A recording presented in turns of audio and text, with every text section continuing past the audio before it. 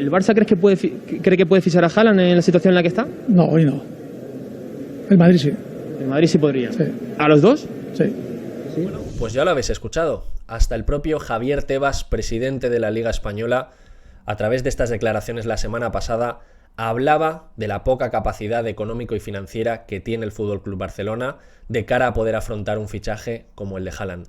Unas palabras que obviamente han causado muchísimo revuelo, porque de nuevo se vuelven a enfrentar a aquellos que piensan que el Barcelona va a dar un golpe sobre la mesa este verano y que obviamente pues cuentan con esa parte de ilusión en la que, bueno, consideran que la situación se va a revertir, y entre aquellas personas que siguen pensando que el Barcelona pues no va a levantar el vuelo y que obviamente pues la situación es catastrófica. Lo que me apetece hacer en este vídeo es analizar si los argumentos que hay a favor o que hay en contra de la salud del club pues son lo suficientemente importantes o son de peso suficientes como para justificar las declaraciones de Javier Tebas. Lo que vamos a hacer es analizar de dónde parte el Barcelona, hacia dónde va, a través de analizar los presupuestos que se han aprobado recientemente de cara al año que viene. Vamos a hacer un ejercicio para saber cuánto realmente puede costar Haaland en el caso de que el fichaje se llevase a cabo, y vamos a ver cómo puede afectar todo eso a las arcas del club. Por lo tanto, creo que ha quedado un vídeo súper chulo, que creo que te va a gustar, explicadito al detalle, y que obviamente espero que disfrutes.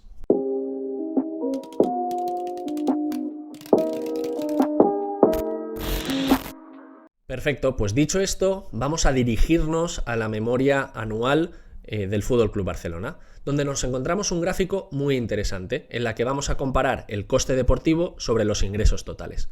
Fijaros en que dentro de este gráfico tenemos varios elementos. Esta línea amarilla que representa los ingresos de explotación, este histograma azul que representa los costes de todos los salarios más las amortizaciones anuales, y por último tenemos este circulito rojo que representa el porcentaje total de estos gastos sobre los ingresos. Por hacerlo de una manera muy sencilla, pongámonos en el año o en la temporada 2016-2017, el Barcelona tenía unos ingresos de 708 millones, unos gastos de salario más amortización de 432, y estos representaban un 61% sobre estos 708 facturados. ¿Qué es lo que vemos? Pues obviamente que a partir de la temporada 2018-2019 en adelante, pues la crisis sanitaria, crisis del COVID, ha producido una caída de ingresos notable, y que pues estos gastos producidos por amortizaciones y por salarios pues aumentaron de manera muy grande para la temporada 2017-2018. Es verdad que se han mantenido estables, cercanos a la franja de 650 millones de euros, pero ante esta caída de ingresos obviamente el porcentaje aumenta. ¿Aumenta hasta qué punto? Pues hasta llegar en el año pasado a que el 98% de toda la facturación del club se estaba consumiendo a través de salarios. Este sería uno de los primeros elementos que han producido que el Barcelona tenga pues realmente una crisis de ingresos, una crisis de beneficios. Es muy difícil que si prácticamente el 98% de tus ingresos se está yendo mediante pues, los gastos de plantilla y amortizaciones, pues que rara vez vamos a poder obtener ingresos. Entonces este sería el primer punto de partida, y en el que nos encontramos y podemos ya empezar a identificar cómo el Barcelona, pues salvo que los ingresos mejoren exponencialmente de cara al año que viene, pues va a ser complicado que salga de esta situación. No obstante, como todo lo analizado corresponde al pasado, vamos a tratar de ver qué es lo que viene por delante, qué es lo que viene de cara a la temporada 2021 y 2022.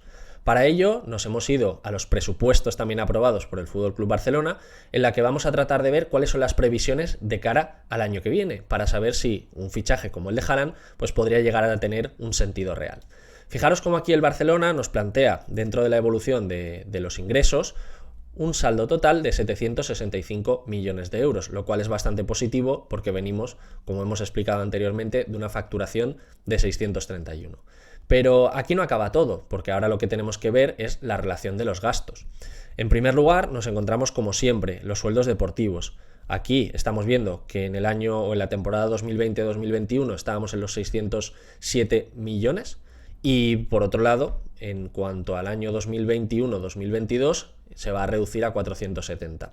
Obviamente aquí debemos de tener en cuenta el efecto de que ya no estamos pagando la nómina de Leo Messi, es decir, ya no estamos pagando su ficha, y por lo tanto pues obviamente el ahorro es bastante importante.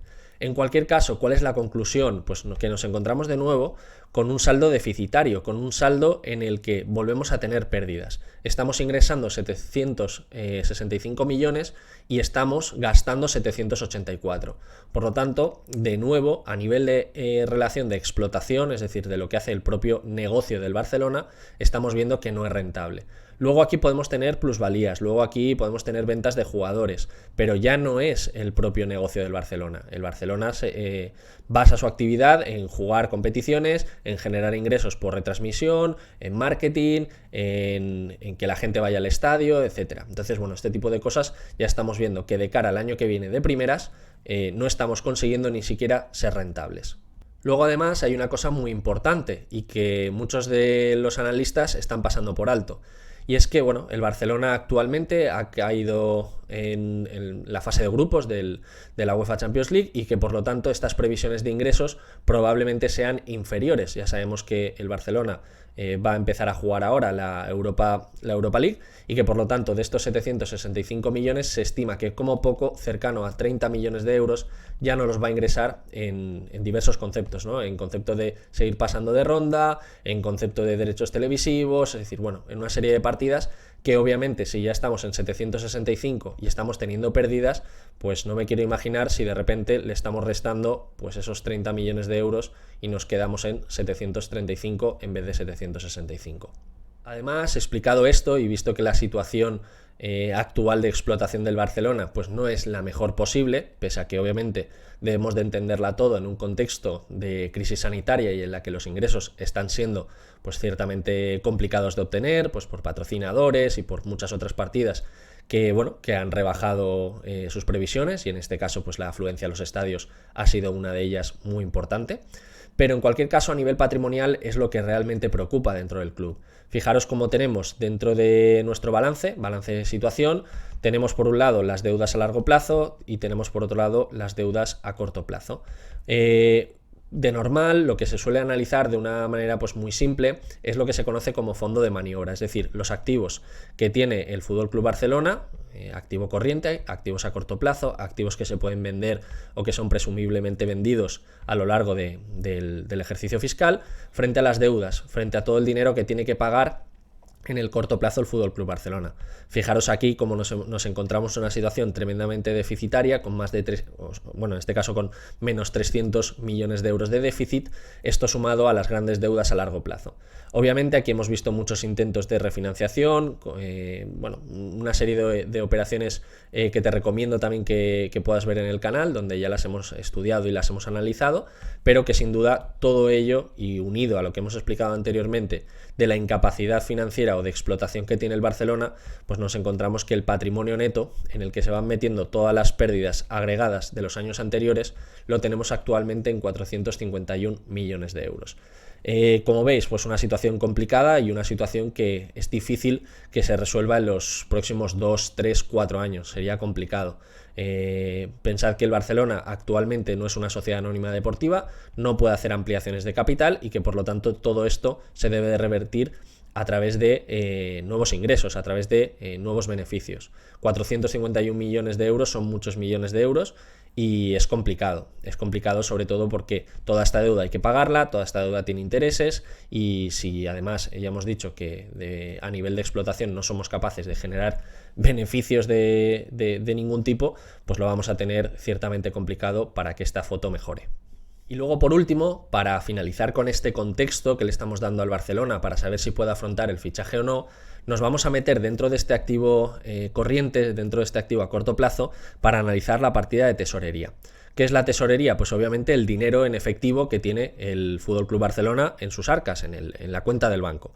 Y estamos viendo de que actualmente tiene 60 millones de euros. Es decir, 60 millones de euros que recordemos que no es una cantidad muy elevada para, digamos, la estructura que tiene el Fútbol Club Barcelona. Pensad que solo en las deudas corrientes estábamos hablando de una cantidad pues bastante grande y que este dinero pues obviamente tiene que utilizarse también para pagar ya no solo nóminas sino estas deudas a corto plazo. Y que recordemos también que el Barcelona viene de años atrás en los que ha tenido que incluso pedir préstamos para pagar nóminas. Entonces, como estáis viendo, la situación no está para echar cohetes, la situación es complicada y obviamente, pues bueno, se antoja difícil el hecho de poder realizar un fichaje de la magnitud como la que Haaland pues, puede tener, ¿no?, dentro de estas arcas. Entonces, bueno, vamos a meternos al detalle, vamos a ver cuál podría ser el coste total de un jugador de estas características, cómo se amortizaría, cuáles los requisitos que tendría de salidas de caja, y a partir de ahí pues vamos a plantear una conclusión de si el Barcelona ahora mismo pues lo puede afrontar o no. Pero como estáis viendo ya, pues hay muchos factores que complican la operación. Perfecto, pues una vez hemos entendido esto, nos vamos a pasar a calcular cuánto podría ser el coste total anual del fichaje de Haaland. En primer lugar, lo que vamos a hablar es de un ejemplo, ¿vale?, para que nos sirva de contexto. Y ya os digo, unos millones arriba, unos millones abajo, en cualquier caso, para que sepáis crear el modelo y que si alguno quiere hacerlo con unas cifras diferentes, pues aquí tenéis el ejemplo. Yo he puesto un precio de compra cercano a los 150 millones de euros. Si el Madrid ofertó cercano a 160 millones por Mbappé, pues creo que por ahí pueden ir los tiros. Años de contrato se está hablando de 5 y luego pues un salario neto de 20 millones que en cualquier caso neto, bruto, perdón, para el propio club pues representaría 40 millones. Entonces, bueno, de una manera súper sencilla lo que vamos a hacer es entender cómo se calcula, es decir, cómo se calcula el gasto anual que le correspondería al Barcelona pues pagar, ¿no?, para el tema del fichaje de Haaland. Elemento importante: los ingresos y los gastos no son iguales a los cobros y los pagos, es decir, una cosa es la salida de caja y otra cosa es cómo contabilizamos un gasto o un ingreso, ¿vale? Entonces, dos elementos importantes que debemos de diferenciar. En primer lugar, la salida de caja, la salida de dinero del año 1 va a representar obviamente estos 150 millones que hay que pagarle al Borussia Dortmund para el fichaje, entre los cuales, pues bueno, podría aquí incluir el tema de primas por fichajes, primas a la gente del jugador. Ya sabéis que Mino Raiola pues gratis no trabaja y en cualquier caso pues esto podría aumentar, ¿no? Además debemos de sumarle el salario, un salario que ya hemos dicho pues que para esa temporada pues sería de 40 millones de euros, entendiendo que le vamos a pagar pues 20 millones netos por temporada. Entonces, bueno, como estáis viendo aquí, la solución nos daría unos 150 millones más 40 millones. Estamos hablando de que el desembolso total simplemente para el año 1 es de 190 millones de euros. Si estamos hablando que el Barcelona tiene una caja cercana a los 60 millones de euros, pues esto es prácticamente un por 3, que ya me preguntaréis de dónde va a salir este dinero, salvo que luego el Barcelona lo pueda financiar, pero que esto lo analizaremos un poquito más adelante. Y luego, por otra parte, lo que tenemos, independientemente de lo que corresponde la salida de dinero anual, pues tenemos el gasto imputable en las cuentas financieras. Aquí tenemos la amortización total, es decir, estos 150 millones de euros dividido entre los años de contrato, y luego pues el salario anual, que correspondería a 40 millones de euros. Al fin y al cabo estamos haciendo lo mismo, pero en un caso se refiere a la salida de dinero efectiva que tiene que hacer el Barcelona y en el otro pues se trata simplemente del gasto que reflejaríamos en la cuenta de pérdidas y ganancias. De nuevo, quiero indicar que si estamos cercanos a los 760 millones de euros de facturación y a los 780 millones de euros de gasto de cara al año que viene, pues encima le tenemos que meter pues estos 30 más los 40 del primer año, pues creo que la situación deficitaria incluso empeoraría mucho más. Pero bueno, lo vamos a ver en un esquemita para que lo tengamos de una manera muy clara. Aquí os he querido dejar lo que os explicaba anteriormente, la cuenta de pérdidas y ganancias, en la que tenemos 150 millones de euros del fichaje dividido entre los 5 años de contrato. Esto representa los 30 millones anuales que tenemos que ir amortizando. Esta sería la amortización tan famosa. Luego tenemos los 40 millones de euros brutos que hay que pagarle al jugador, que estos se van a tener que pagar todos los años y se van a tener que reflejar en la cuenta de pérdidas y ganancias como salarios. Y luego tenemos los flujos de caja, que ya hemos dicho que es la salida de dinero efectiva. Obviamente los 150 millones aquí van a capón, cosa que en la cuenta de pérdidas y ganancias se dividen entre 5 años, por eso 30, 30, 30, 30, y aquí los 150 van todos de golpe en el año 1, salvo que se pueda pactar pues un pago diferido en otros años. Y luego lo que tenemos aquí pues son los 40 millones, que aquí esto es exactamente igual, porque estos 40 millones, salvo que pase algo raro, pues no creo que el jugador los perdone. Entonces, como estáis viendo, finalmente, ¿a cuánto sale la broma? Pues estamos viendo que tenemos 50 millones de euros de fichajes y luego 40 millones por 5, 40 millones por 5, que en total representan otros 200 millones. En total estamos viendo que el jugador tendría un coste de 350 millones de euros en 5 temporadas. Bueno, un coste que a día de hoy, y como estáis viendo en las cifras, pues me parece poco asumible, sobre todo para las arcas que tiene el Barcelona. Y aquí, pues bueno, quiero hacer otra reflexión también. Oye, Héctor, ¿qué pasaría si de repente llegase un financiador y que ponga el dinero y que el fichaje se pueda hacer y tal? Bueno, esto como tal es posible, pero aquí nos viene otra duda, nos viene otro problema, y es el de cómo se inscribe el jugador. Esto es una pregunta que pocos se hacen. Ya no se trata de cómo lo pago, sino también se trata de cómo me libro del control económico de liga para inscribir al jugador, y esto es lo que vamos a ver ahora. Bien, fijaros en lo siguiente. Estas son las cifras publicadas por la propia liga de cara a la temporada 2021-2022 con el límite salarial del FC Barcelona. Un límite salarial que está cercano a los 98 millones de euros, cuando hemos dicho que tiene un coste de plantilla deportiva cercana a los 400 millones de euros. Es decir, está pasado prácticamente por 4. ¿Qué es lo que ocurre aquí? Pues que, bueno, aquí tenéis la relación de qué es lo que se mide para dar con el límite salarial, los ingresos que tiene el propio club frente a los gastos, y entonces aquí pues bueno, se calcula tanto en el mercado de verano como en el mercado de invierno, porque obviamente podemos tener ventas de jugadores con plusvalías y que por lo tanto pues el límite salarial se te amplíe, ¿no? No tardamos un año entero en actualizarlo, sino que cada X meses pues ya se va actualizando.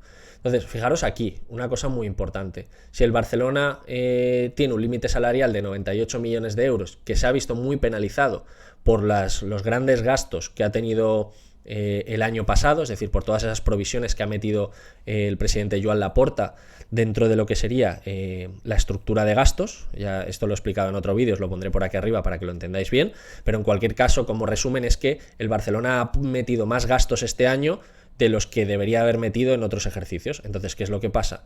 Que esto está muy bien para hacer limpieza, pero esto te penaliza muchísimo este límite salarial. Si este límite salarial está pasado, ¿qué es lo que pasa? ¿Qué es lo que ocurre, ¿no? Valga la redundancia, que te va a aplicar una norma del control financiero de liga, que es la del 4x1 o la del 2x1. ¿Qué implica esto? Que tú, para aumentar el gasto de plantilla deportiva o cualquier otro gasto que tengas, solo lo puedes hacer siempre y cuando generes cuatro veces el mismo ahorro del gasto nuevo que estás incrementando. Es decir, que por cada euro que quieras gastar, tienes como poco que ahorrar 4 euros. Por eso esta relación del 4x1. ¿Y cuándo se aplica el 2x1? Pues cuando ese ahorro salarial o cuando ese ahorro de gasto proviene de un jugador que represente como mínimo el 5% del total de gasto de la plantilla. Es decir, pues por ejemplo, en el caso de Griezmann en el Barcelona, ¿no? Que cobra una pasta, pues en este caso pues la reducción de ese gasto te permitía que, bueno, que ya no fueran 4 euros de ahorro por cada euro de gasto nuevo, sino que fueran simplemente 2 de ahorro por cada euro nuevo. Entonces, ¿qué es lo que pasa? Que como estáis viendo ahora mismo, el límite salarial del Barcelona es muy escueto, y que estamos viendo que ya tenemos 400 millones de euros comprometidos en gasto salarial. Es cierto que, bueno, que con el paso de los años pues habrá jugadores que se irán marchando, ¿no? Y se irá liberando ahí masa salarial, pero a día de hoy el problema que tiene el Barcelona es que si ya hemos dicho que Haaland el total van a ser 350 millones de euros, en los que de gasto vamos a tener alrededor de 70 millones de euros por temporada, pues salvo que haga un ahorro de 4 veces más, es decir, de 280 millones de euros de ahorro frente a una plantilla que me está costando 400 millones, es decir, más de un 50% de todo el gasto salarial me lo tengo que llevar por delante, este jugador no se puede inscribir. Entonces, bueno, ¿cómo se podría mejorar esta situación? Pues obviamente que los derechos de televisión aumenten, que los ingresos, que la gente pueda ir al estadio, que venga un patrocinador elevadísimo, que de repente el Barcelona gane todas las competiciones. Obviamente todo eso va tirando el límite salarial para arriba. O el hecho de reducir gastos. Pero ya hemos dicho que la reducción de gastos tiene que ser tan brutal que a día de hoy es bastante complicado. Bueno, el problema es que el FC Barcelona está con su masa salarial muy excedida, como consecuencia sobre todo de las pérdidas del ejercicio anterior, ¿no? Y eso le penaliza bastante a la hora de la masa salarial, y entonces está en la regla que llamamos el 1x4, ¿no? para salirse de esa regla del 1x4, que es la que podría fundamentalmente traerse un fichaje tan importante a lo mejor como Haaland, tiene que recuperarse de casi todas las pérdidas que ha habido, ¿no? Y eso lo veo muy complicado, pues estamos hablando de 500 millones de euros, ¿no? Entonces, bueno, como habéis visto en esta reflexión, las cosas están bastante complicadas para que un jugador de estas características, o por lo menos que por esos importes, el Barcelona ya no solo lo pueda incluir, es decir, lo pueda fichar, y luego también otra cosa importante, que es que lo pueda registrar y que se pueda saltar el control económico de liga. Por lo tanto, ninguna de las dos cosas a día de hoy parecen que se puedan resolver, y por lo tanto la conclusión, como estáis viendo, es que el Barcelona pues difícilmente va a poder afrontar este fichaje. Como digo, una reflexión también, ¿no?, que he escuchado. Bueno, ¿qué pasa si ahora viene un financiador que dice que pone el dinero por Haaland, etcétera, etcétera? Bueno, aquí ya habéis visto que no se trata solo de ficharlo, sino que se trata de inscribirlo, y que si no conseguimos llegar a todo ese ahorro tan brutal que necesita el Barcelona y que hemos demostrado, pues el jugador, por mucho que lo tengas fichado, que lo tengas en nómina, no va a poder jugar en la Liga Española.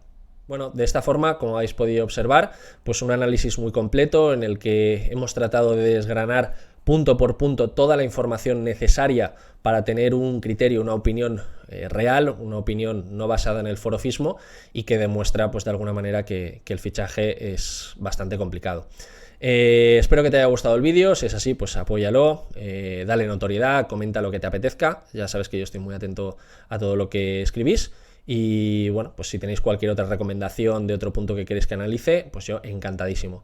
Así que nada, os deseo a todos felices fiestas, entrada del año, y nos vemos en el siguiente vídeo. Un saludo.